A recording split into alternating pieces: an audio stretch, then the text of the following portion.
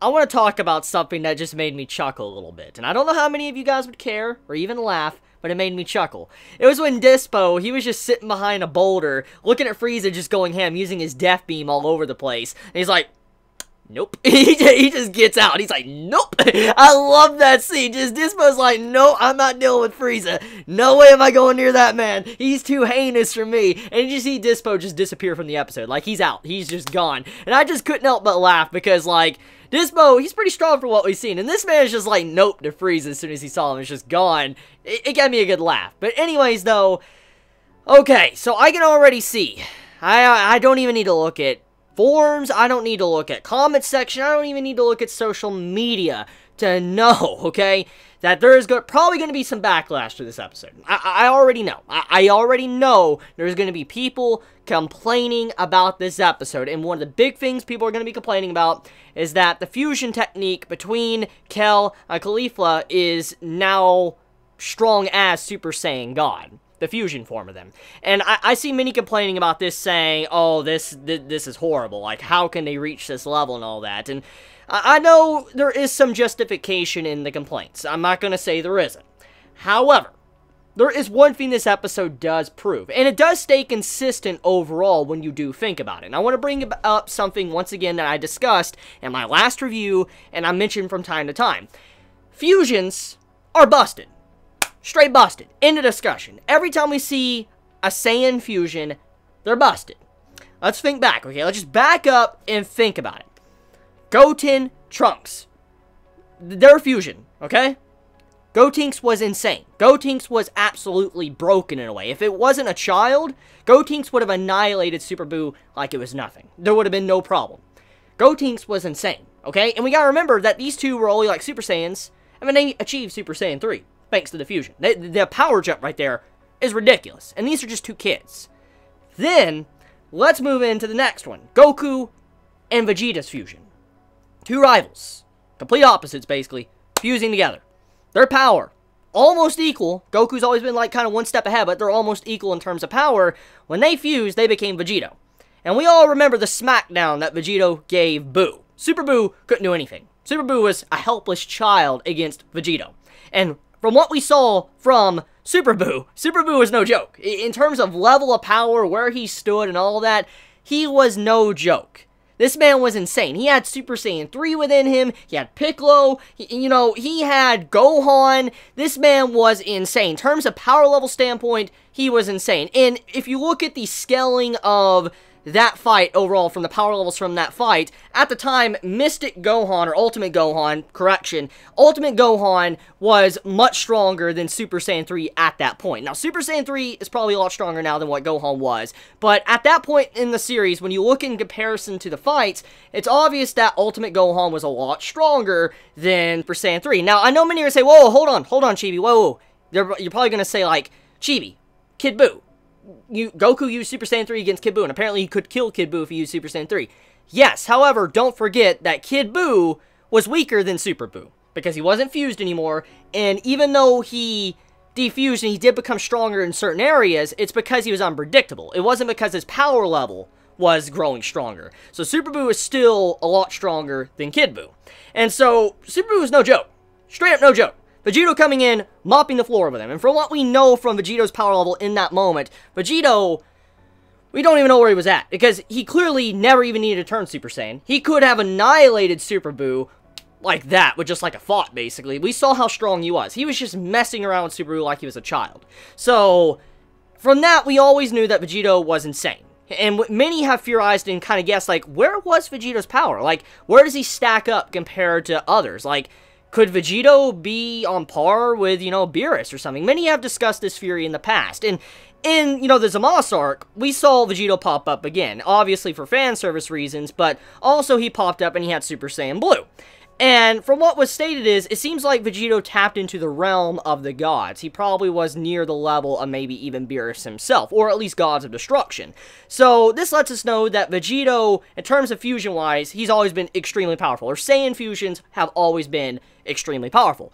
However, this fusion, Kefla, it stays very consistent. It does stay consistent from what we know when it comes to Saiyan fusions. And I do want to point something out. If there's anything we could kind of get from this fight, okay, and what just happened in this episode towards the end, we could assume now, since Caulifla and also Kel are around probably the same level as when Goku and Vegito were fighting Buu, we could assume that their level right now, when they transformed and they fused and all that, most likely is at the level of Vegito. Probably when he fought Super Buu. That's what we could assume. So what this clarifies is that Vegito most likely was Super Saiyan God level. When he popped up to fight Super Buu, he most likely was Super Saiyan God level. So that's ridiculous when you think about it, because that's what I think Toei is trying to imply here with the, the fusion. This is the level of what Vegito is at. He was at Super Saiyan God. So that's kind of crazy. So it makes you wonder, where is Vegito Super Saiyan Blue? Like, how far up on the scale really is he? And we gotta remember, when he was fighting Zamasu really couldn't do anything either. Okay, when, fuse Zamasu, he couldn't do anything against Vegito. Vegito was just messing around. He also ran into a time limit. So, when you look at all these things, that just lets us know that Vegito's level, way up there. We don't even know where his new level's at. But, for now, we at least know that the original Vegito was probably Red Super Saiyan God level. A little bit stronger than that. Anyways, getting right into it, though, let's talk about this episode. Art and animation needs to be mentioned. Straight up, amazing. I don't know if it's just me, but did anyone else get reminded of, like, the Majin Buu era of Dragon Ball Z while watching this episode? What I'm mentioning is the art style. I don't know if they got, like, the original animators, or if they wanted to pull a page from, the Dragon Ball Z Majin Buu saga. I have no idea. But the art, Goku's facial expression and everything, the characters, the way they had these bruises and scratches all over their body, to the outfits that were torn and, no longer in perfect state anymore, the entirety of this episode reminded me of the end of Dragon Ball Z. That's what it reminded me of. Just the style in general. The art style, character design, everything. And that's what truly blew me away about this episode. It wasn't the fact that it was a really good fight, which, don't get me wrong, the fight in this episode was grade A. It was good. But the art and animation was on a whole new level. Maybe not as quality as Ultra Instinct Goku, because that's pretty hard to do. That quality we saw in that segment was like movie quality, and it was just insane. I couldn't imagine how much work they probably put into that scene. But this episode is like at the level of... Obviously, it's better than the original Dragon Ball Z. And this entire episode, quality-wise, is probably the best Dragon Ball, Super has probably ever been. Now, I'm not saying it's the prettiest it's ever looked, because Ultra Instinct Goku was mind-boggling. It is crazy. I mean, that's not even talking about the movies. However, in terms of consistency with art and animation throughout an entire episode, this, hands down, I think is one of the best. Hands down, one of the best. It looked insane. Because, like I said, the designs that reminded me of the Majin Buu era, that's what really won me over. And that's what really made this episode enjoyable. And I also like how this was just a traditional fight. That's what this was. Goku having a fight. And the way his face looked, how serious he looked and all that, I couldn't help but just enjoy this episode and feel like I was a kid again. So, let's talk about the power level standpoint before the fusion state. So, it's obvious from the fight that Goku, he was forced to go into Super Saiyan God. Now, he obviously could have probably won against him if he would have used Super Saiyan 3, but we gotta remember something, and I'm gonna clarify this in case people have forgotten. Super Saiyan 3 is very, very stamina heavy, and right now, as we know, Goku is lacking in the stamina department, so if he was to use Super Saiyan 3, it's not gonna last too long. I highly doubt it'll last a couple minutes, because we know what Super Saiyan 3 does to him, and that's why he doesn't use the transformation whatsoever. So it's understandable why he would use Super Saiyan God, because it's not using much ki, he can lower his ki consumption, his stamina consumption, it's overall a lot easier to maintain, and it's higher than Super Saiyan 3. So before anyone says like, whoa, why did Goku not just go Super Saiyan 3? Well, obvious reason is because stamina. In a discussion. Just, yeah. Now, anyways though, it's clear as day after looking at Super Saiyan God Goku, like Red Super Saiyan God Goku, the normal version, that it's way beyond Kel and Caulifla. Yeah, they stood no chance. Goku was just giving them the work. He was just firing ki blast. He was messing around with Caulifla in the air, just following around, like looking like a spirit bomb or something, just following her. It was really interesting to see that. It was just really interesting to see Goku seeming like he was having a lot of fun, but he was just messing around. He felt like the boss in this state. Like, he felt like he was, like, the in-game villain playing with, you know, the main characters. That's what it felt like to me when I saw Goku fighting them. And I want to point something out, okay? I don't know if Toei is personally trying to do this or not, but has anyone else noticed that this fight with, you know, Kel and Caulifla versus Goku, it's very similar to the Jiren fight on a lower scale. Let me explain. You know how Jiren was. He only powered up when he needed to power up. Or he only started doing things when he needed to against Goku. Remember Goku? He kept starting off and powering up slowly. Like, he started off in base form, then he went Super Saiyan 2, and then he went God, and then Super Saiyan Blue, and then Kaioken. He was slowly pumping up, and just to see what level Jiren was at. And in this case, it's kind of like what's going on here. He's starting off at a low point, and he's forcing them to fight him at a point to where, you know, he is higher than them, and see how high they can really go, and he crushes them at their max. That's basically what's going on here. Goku is doing something very similar to what Jiren did to him.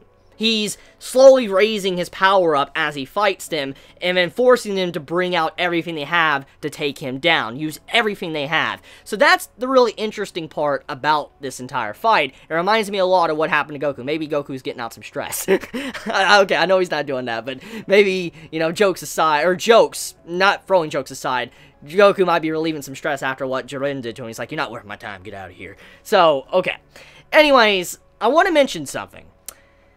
One thing that really got me, though, was that Jiren got a little bit shaken. Like, he kind of twitched a little bit soon as Kel transformed, which shows that she is pretty insane in terms of power level. Very insane. So, yeah. It just proves that she is definitely not a weakling at all, which we knew, but she's basically like a copy of Broly, and I do hope eventually she gets more characterization overall. I am looking forward to that. So, let's get into Frieza. I think the best way to kind of conclude this video is talking about Frieza, because as I've told you guys, Frieza is my favorite villain. Well, yeah, he is my favorite villain. I really miss Cell, I miss Super Buu, but I really like Frieza. He's just a very evil and heinous person. He has so much history, and I love him. So, Frieza, in this episode, is such a fascinating character. It's very obvious by the way Toei is building up Frieza, that Frieza is definitely going to be around for a while. I mean, once this arc is said and done, it's obvious that Frieza is going to be around. I don't think this arc is going to be the last we see of Frieza. I don't think he's going to become good either, because it wouldn't make sense. From Frieza's character and what we've seen from him, it just wouldn't make sense for Frieza to become a good guy. I really hope Toei doesn't do that. I really hope not, because I do see some similarities going on, that Frieza's acting a lot like how Vegeta used to act. I mean, a little bit different, obviously. He's very different in a lot of different ways, but there's some very similar chemistry going on between Goku and Frieza, very similar to how Goku and Vegeta was in the past. They're both like enemies, rivals, or whatever, and that's kind of what Frieza is at the moment. But as I've already talked about, Frieza seems like he's looking at the end game. He no longer really cares about Goku. He's looking more at the gods and stuff and what he wants. He's thrown aside his rival that is Goku, his nemesis. He's more looking forward to what he wants to achieve in the future. And I've talked about this in length, so I'm not going to really get back into that. However, this episode shows once again how interesting Frieza's character is and how much he's kind of changed, or in this case, giving him more characterization. Because when we remember something,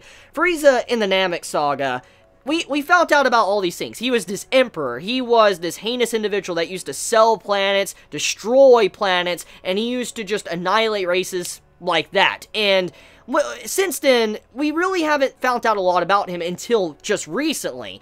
Frieza has changed, or given more characterization, or where we kind of understand more about him. We always known that he was a master manipulator. We always knew he was someone that felt like he was the strongest. He was prideful, arrogant in a certain way, but not to the level of Vegeta. He's willing to throw away his pride to be able to achieve greater things, and that's what we've seen against Goku. He has thrown away his pride. He has literally actually gave Goku energy, because he didn't want to be in debt to Goku. He was just basically looking at Goku as, I want you to face the strong opponents, for I can conserve my energy, and then I can win in the end. That's basically what he's doing. So, he's not at that point with Vegeta, because Vegeta, he would use his pride, even if it meant that his defeat and he couldn't achieve what he wanted, he didn't care. He would not throw away his pride at all, but Frieza is willing to do that, and that's what we've been seeing in recent episodes with him. But then, to push it a step further, Frieza has also shown that he still holds grudges, but he's willing to just set aside his grudge just to let things be done. For instance, Goku fighting the Saiyans. back in the past when we met him in, you know, the Namek Saga, Frieza would have, if he would have saw Goku trying to steal his fight, he'd probably be, probably have killed. He probably killed anyone stood in his way. But he let it aside. He's like, you know what? It's not worth my time. And he let Goku fight. Which shows that Frieza, he's willing to drop things. He doesn't care. If Goku tires himself out, if Goku fights, he's looking at the end game. That's what he wants. That's what he cares about, the end game. And he's no longer filled by rage that he once was, which makes him very scary and a very great villain. So, yeah, I wanted to point that out. Anyways, I want to end it there. Let me know your thoughts in the comments below, how you felt about this week's episode of Dragon Ball Super. How do you feel about the transformation, or the fusion, I mean? How do you feel about it? How do you feel about, you know, Kefla? Do you think it's a very good transformation in terms of design-wise? Design-wise, looks really good. I just want to say, really good design. But, how do you feel about the power level? Do you think the power level is around Vegito level? For instance, where Super Buu was in the Super Buu arc? Let me know in the comments below. If you enjoy my content, please subscribe, and if you like my video, please leave a like, and if you don't like the video, obviously leave a dislike. Don't fault you for it, because everybody has an opinion, and if you don't like me, you don't like me. It's understandable. So I love you guys. Please be safe. Chibi out.